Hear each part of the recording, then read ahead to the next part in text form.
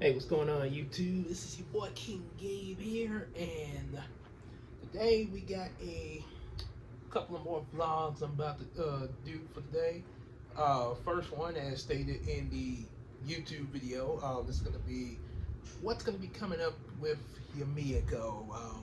Last time I read what the rough draft of issue 1 was going to be like, so now I have what my upcoming rough drafts will be like. And I know you probably think, some of you might be thinking, well, wait, you wrote one rough draft, why not go on and get that finalized and start, drawing up your pictures and get it published and stuff? Well, because at the moment, partly working with Bubblina issue 4, which I'll at some not sure when yet, but at some point we'll try give an update on that, like what's going on with that. So far, what I can tell you is I got some of the pictures for the kind of going into the climax of Bubblina 4 done so far. So it's not. I got a little bit more to do on it. A lot of how I work on Bubblina, well, at least in the stage that it's in now, where it's just photoshopping the last few pictures and all that. Mostly that stage is usually done whenever Christina is here, my wife, by the way, to help with making sure I got everything spelled right, like in the speech bubbles and stuff like that, or any wording that's in the panels or anything like that, so that things can be correct, especially since Bubblino was written by her. So yeah, definitely make to then not only for proofing but also to see step by step what's going on. So I work on it when she's here so she can see that. It's kind of the same with my other comics in that stage there. Mostly for the proofing though. Most the other comics that are either written by me or possibly our other author who working on their second issue right now. But yeah, usually in Christina's case, it's usually both. The reasons are both for the proofing and for seeing what's going into her book there. So, I'll be like, wait a minute, I didn't approve that in my book. Don't want to be like some of these studios. They get a certain vision from a person, and then they have their vision looking a whole different way. I'm looking at those who would address this. So anywho, so being that that I'm not on Bubblina at the moment, I'm at times like these. This is when I'd be doing the rough drafts during those processes until it comes to my time to work on doing that process with mine. Look, but anyway, there's a lot more details. Let's get back to what we about to talk about. So, as explained in the rough draft I can't have talk here. The rough draft of issue 1, from imagination to reality. Now, these are some of what the upcoming Yumeko drafts that I got planned. Issue number 2, Uranium Rescue. That's basically going to deal with Brownie and his friends. You get sort of a backstory of what led to the beginning of issue 1, where they were in that space battle with Ramon Rabah. How they got in that situation there, which involves a rescue mission on Uranus to save the planet's princess. The planet's princess. Probably some details when I actually get to writing that will be explained when it's written out. Obviously, like especially with the princess that's mentioned. One thing I will say that particular story of the Uranus rescue mission was actually a story that I had wrote when I was a kid about Brownie, but the only difference was that Brownie went solo on the mission, and the story was written for a Disney writing contest. So I didn't exactly place as a winner in the contest, but if I had, if the thing was that the winner of the contest, I guess first place, was supposed to have this story, I think like shown or aired on Disney. Not completely sure how what all would have went on there. I guess if, like I say, if I had won, well, I'd probably have a DVD copy of it or something, or at least a VHS copy or something. But depending on what all would happen after that, but at least it's gonna make for a great story in the series. So the rescue mission that's gonna be mentioned there is what led to their to where they were at the beginning of issue 1. Ramon is obviously the one that orchestrated the kidnapping of why they had to go, who they rescued the princess from. So that's why he was kind of ticked off with Brownie as well as his henchmen. Originally in the story I wrote for the contest, it just stated that Brownie had to fight the evil king of Uranus and purify his heart, which was kind of some. This was back in the '90s, by the way.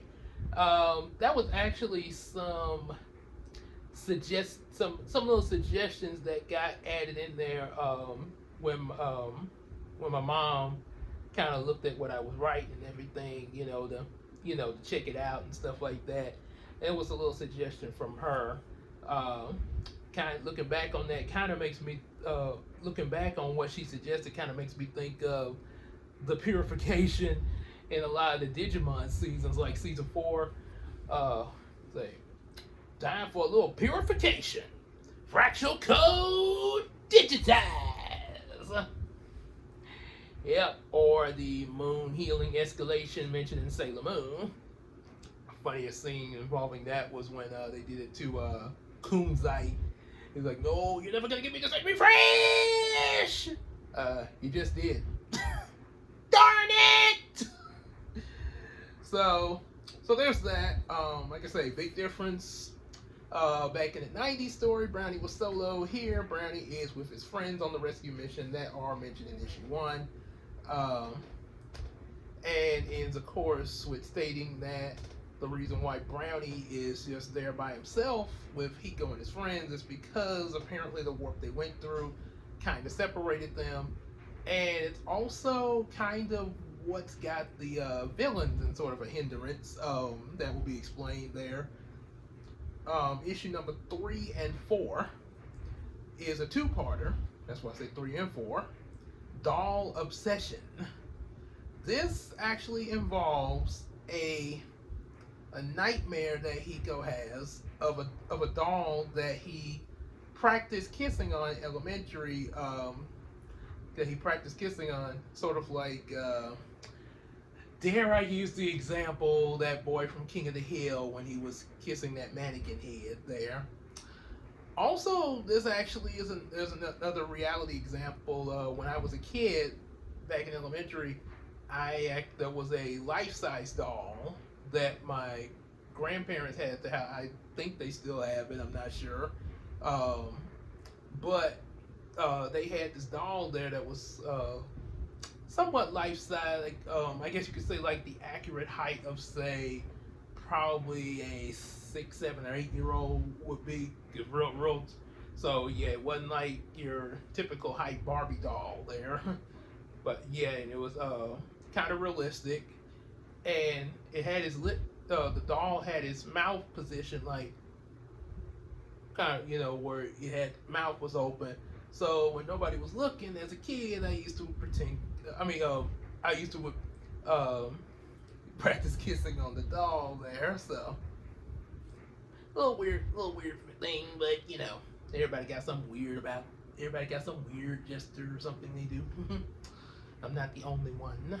Maybe not doing. Now, I'm not saying that other people might do that specifically, but I'm pretty sure there's something weird that you've done at some point. And, that's part of who we are, So anyway, this is what's happening with Hiko.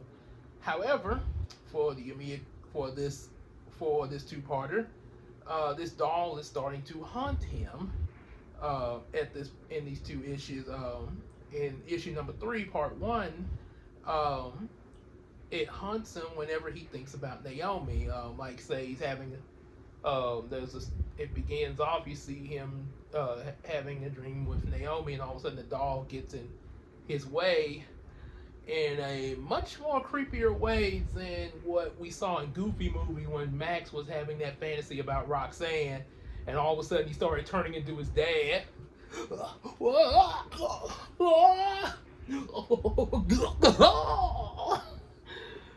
How they made Goofy scary? Although I guess it's not too surprising considering Goofy's backstory back in the early days. Because, yeah, there were some scary Goofy cartoons, and possibly some scary cartoons of some of the other Disney characters. As Nostalgia Critic mentioned about Dark Toons, you know. They did exist, and I have seen some of them. especially the Goofy one when he was driving behind the wheel as Mr. Wheeler, and I don't mean Joey Wheeler. Hey, get off the road! So yeah, there's that. So yeah, every time he thinks of Naomi or even tries to talk to her, because there's a scene where he tries to talk to Naomi, and the doll doesn't physically get in his way, at least not yet.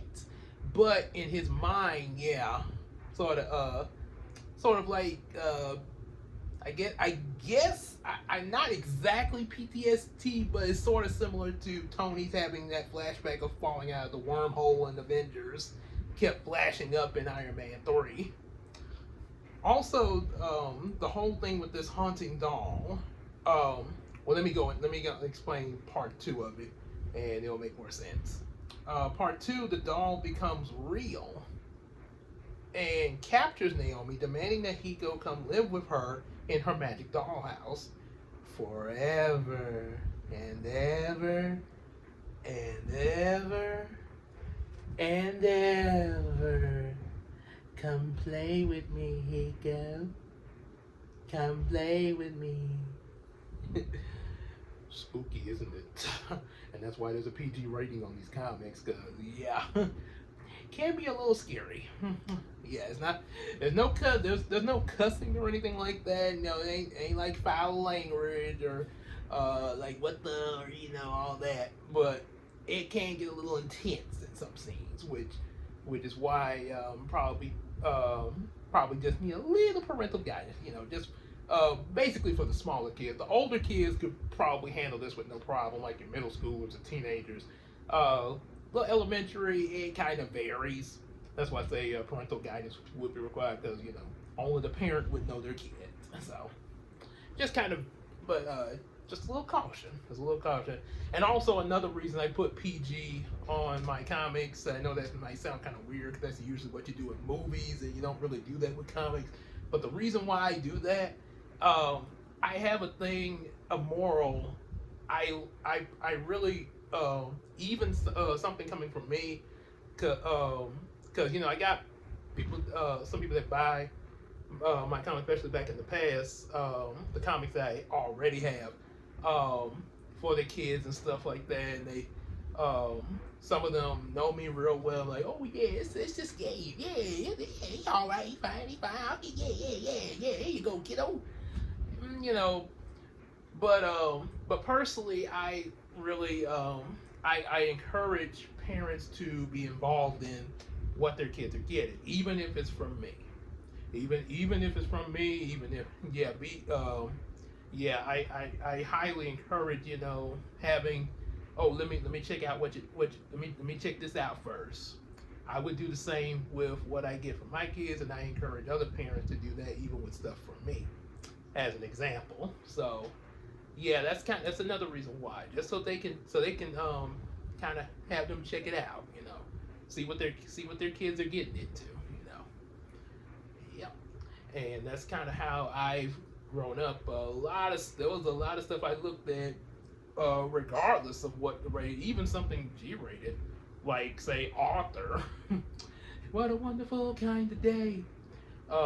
Even watching Arthur cartoons in middle school, A lot of times, my mom watched with me. My grandparents, they watched SpongeBob with me a lot. Them and also my mom. Which a lot of it was because I kind of asked. I kind of like, hey, can you, hey, come look with me, come look at it with me. I was kind of a nerd, okay. But yeah, that's kind of another reason why. So anyway, so yeah, the doll demands for Hiko to live in her magical dollhouse. However, Hiko figures out how to save himself while there with his Destiny Watch. Yes, the Destiny Watch. I should have got that on camera. Hold on 1 second. Right here. Oh, sorry about that. So yeah, it's a little pocket watch I got, and yeah, just like you can see right there. Oh, right there. Little pocket watch I got, and I put it on the string that way I can wear it around my neck. I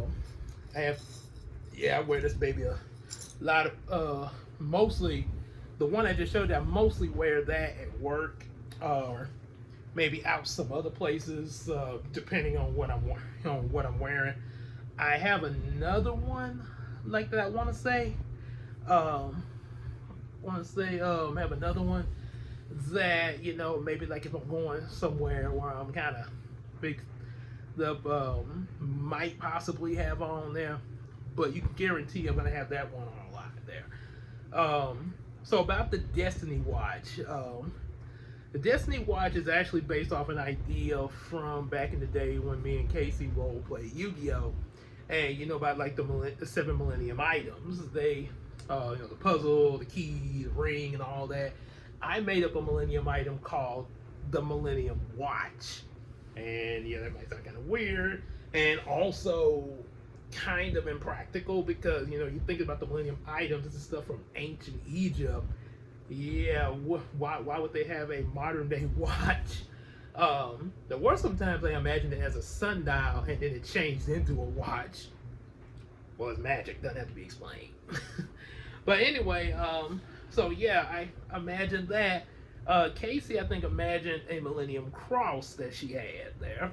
And she had another item, it was a second Millennium Ring, but the cross was kind of her main one that in our role plays there. Yeah, so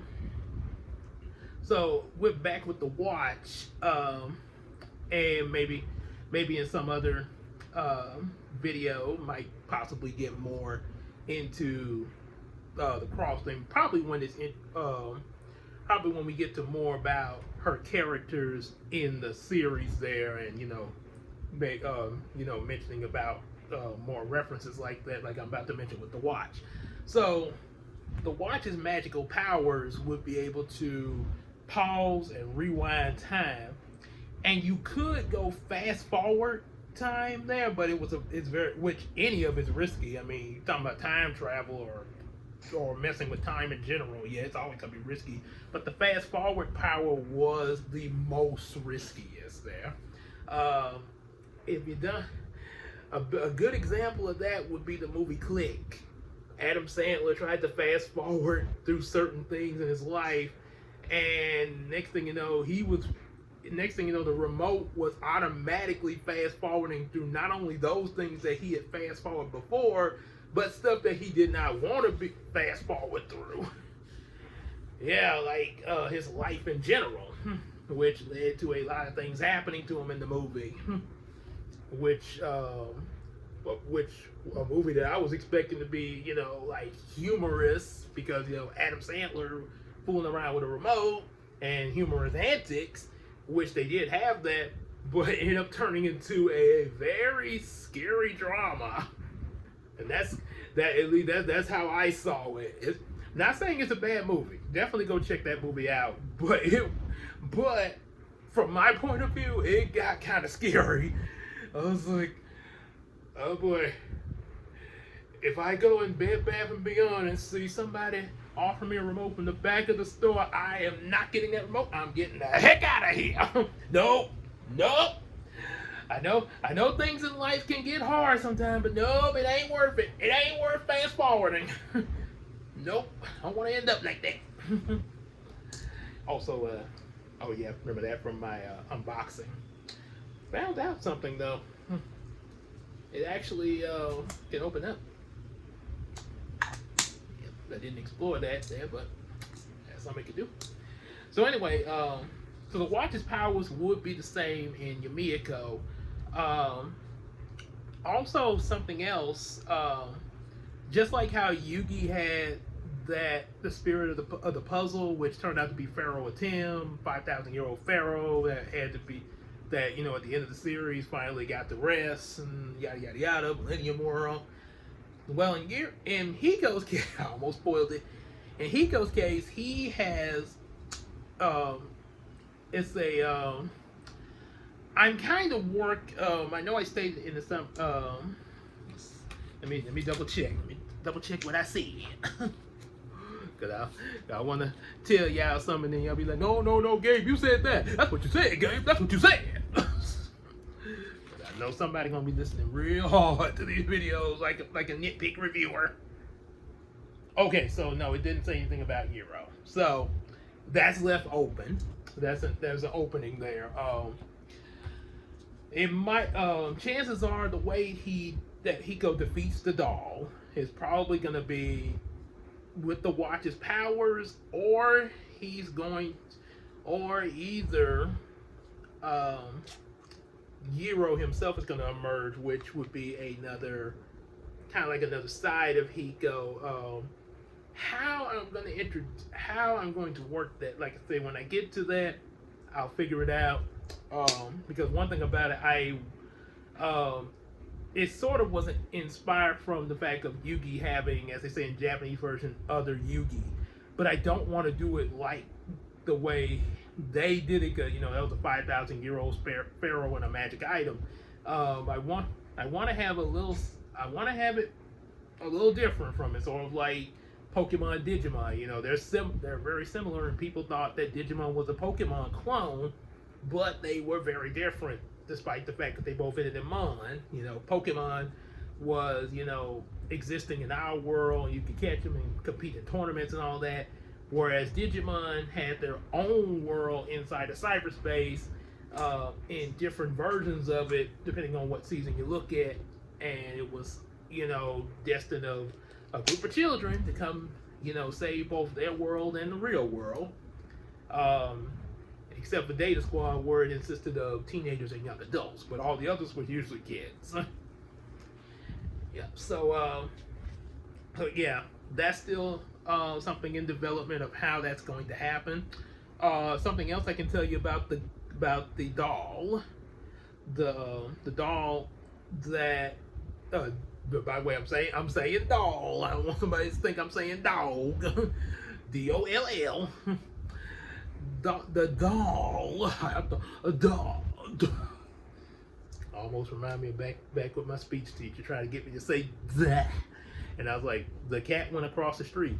The cat went across the street. The cat went across the say that. Tell me the one more time. Say that. Tell that one more time. Spit in my face, by the way. So the thing with the doll, the doll is she's based off the premise of her is based off of something that when I watched Pokemon, the episode of Sabrina the Gym Leader, where she had the doll, this other version of herself, but it pretty much the other version of herself looked like she was holding a doll. And I called it the ghost. I called that other version of her the ghost doll whenever I watched the episodes. How like she was always giggling and like, now I can play with you. Now I'm going to turn all of you into dolls. I had a nightmare of that doll, of that ghost doll, or other Sabrina, whatever they call her in the show. I had a nightmare that I was at church and all of a sudden, two of my buddies. This was at my not at Brookwood where I go now, but the church I back in the '90s I went to called New Bethlehem. Um, but all of a sudden, two of my buddies started chasing after me. They were being mind controlled. Turns out it was that Sabrina doll. I'll just say Sabrina doll, controlling them, and they have me trapped against the door, and they got me cornered. The doll floats in the middle of them, floats in front of them, looks up at me with glowing white eyes. Now, Gabe, I'm going to kill you. Whoa. And you thought the Japanese version could get dark. That was my dream. That was my nightmare in 6th grade after watching those episodes. Yes. So, as my friend Nisha them say, why do some of your dreams try to kill you, Gabe? If I knew the answer to that, I probably would try to stop having them, which I don't know even if that's possible, because the thing about it, when you go to sleep, they just happen. So, thing is, based off of that, with the doll, I made sort of like obsessed with Hiko, like I mentioned, in real life about me practicing kissing on the doll Granny them had. So it's sort of like that reference, the creepy Sabrina doll reference, and also another reference is a crush, a girl I had a crush on back in the 3rd grade, but then my crush on her vanished because of a nightmare I had where she jumped on me down the steps of the school, and when she opened her mouth, stinky Cheeto breath was all up in my face, like, oh my goodness, oh girl, dang girl, ooh, that breath is funky. Yeah, so no longer had a crush on her after that. And also I probably had that coming to me, though, to be honest. I mean, it was a dream, but I probably had that coming because that was my 3rd grade crush, and I kind of chased her around like Lippy LePew. I never did catch her, so I didn't get to do all of, oh my darling, oh you're so sweet. I didn't get to do all of that, and even if I did, I probably would have got rolled up or sent to detention or something. But thing was, yeah, she did take off running, and I be trying to come after her. She did tell the teacher on me a few times, yeah. So, but yeah, I would have been in a lot more trouble if I actually had caught her and went to doing all of that. Because, yeah, being that she was being freaked out by it. So, yeah. But it's kids, yo. Come on. It's kids. Kids do the darndest thing, like they say.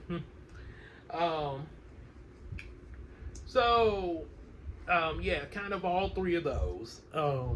That's how we get the story we have. So, instead of it being my character chasing after her, she's chasing after him. Kind of a reverse ankle syndrome. Yeah. Yep. So there's that, and I don't have it written down yet. But the only other thing I can tell you that I do have in mind, because I kind of, like I say, I go back and forth between different things. This and this, that, bubbling, this, that, this, day job, having a life, blah blah blah blah. But a few things that came to my mind, because a lot of times things come to my mind while I be on my day job at work sometime, and yeah, it'd be nice if I had that Destiny watch where I could just pause time and, oh, I got an idea. Excuse me, y'all, I'm gonna go write it down real quick. Just pause time.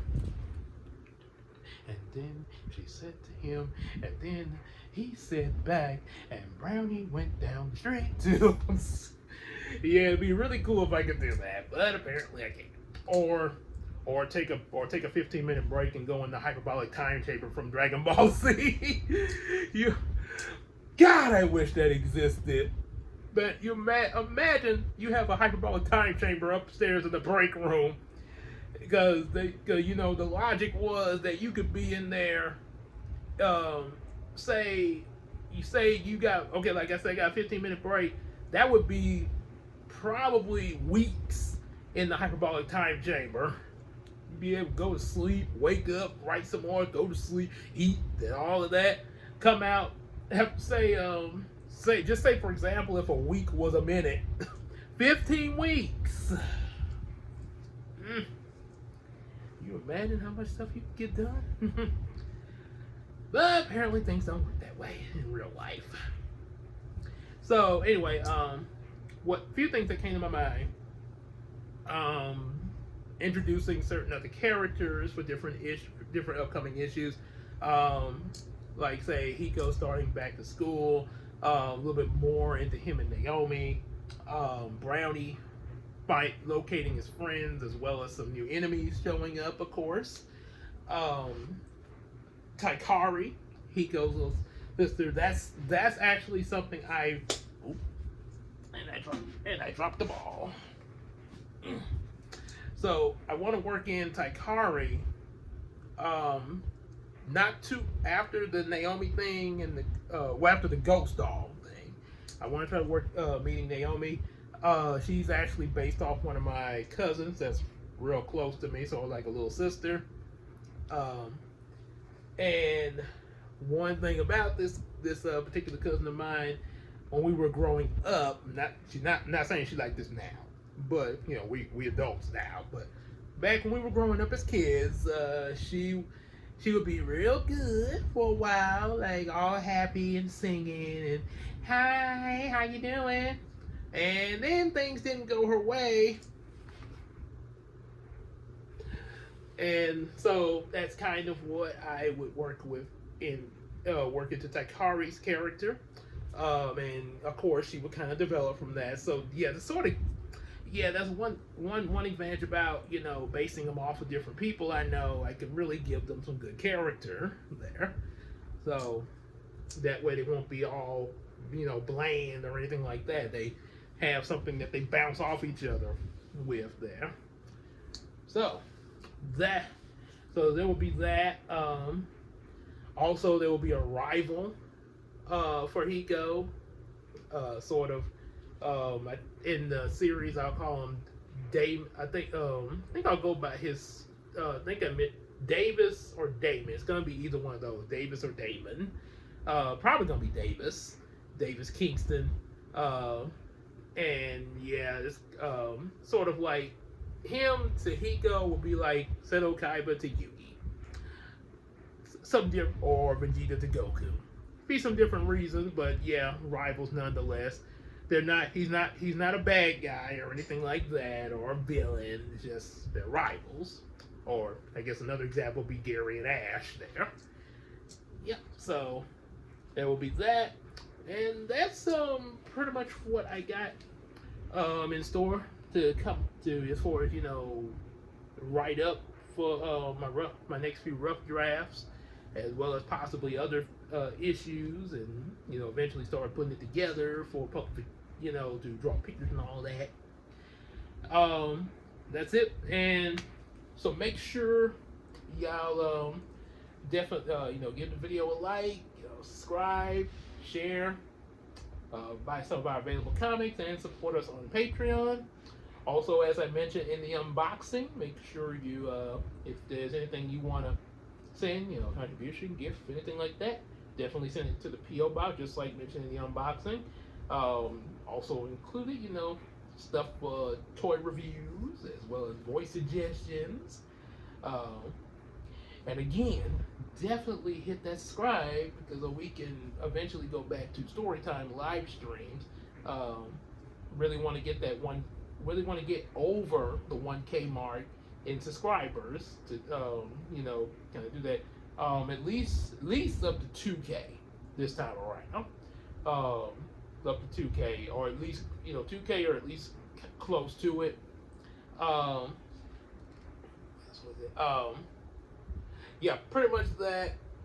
And for my next video, I'm about to do real quick. I'll tell y'all what I got in mind for Star Striker 2000. Oh yeah. So yep. So be having that up in a little bit there. But for now, see you later.